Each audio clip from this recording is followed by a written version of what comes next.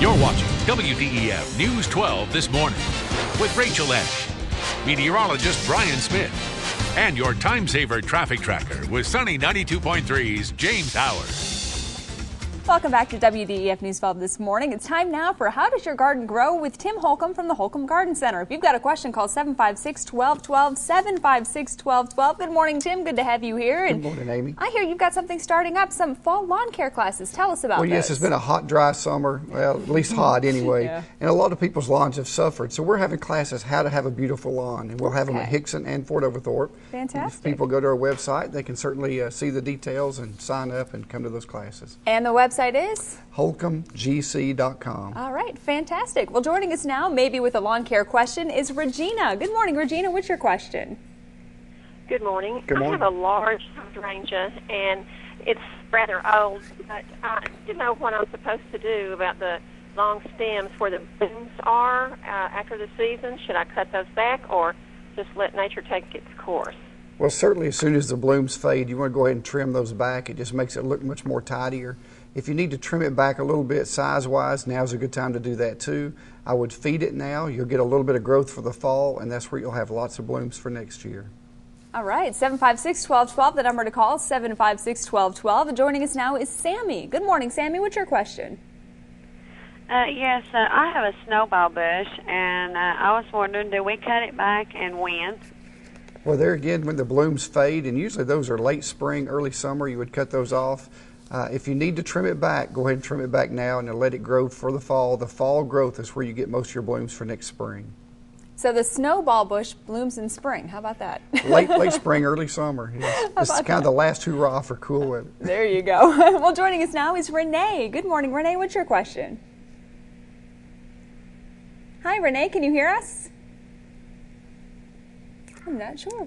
I don't think Renee's there. But Tammy's there now. How about that? Good morning, Tammy. What's your question?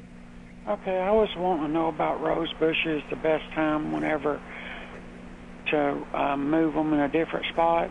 Okay. Well, the best time to move them would be from November through February. You cut them back to about 12 to 18 inches tall, dig as many roots as you can, plant them in a sunny area with good soil, and water them with root stimulator. They will grow roots quickly, and they will come out in the spring and have blooms by Mother's Day. All right, 756-1212, the number to call, 756-1212 with all of your gardening questions. What flowers are still blooming this time of the year for us? Well, there's a lot of perennials that are still blooming, annuals are still blooming, and we're right on the verge of the fall flowers, the mums, the pansies. Trees and shrubs are all on their way in from all over the country. It's going to be a wonderful fall this year. Yes, it is. And of course, if your garden or your lawn like ours has been suffering, you can go to their website and sign up for some fall lawn care yes, how to have a beautiful lawn. Well. That's right. Well, joining us now is Sharon. She's on the phone. Good morning, Sharon. What's your question? Good morning. Good morning. I wanted to know, I can't find, the great big elephant ears. Okay.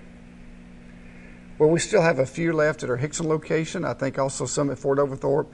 We get most of those in the spring, usually the end of April, 1st of May.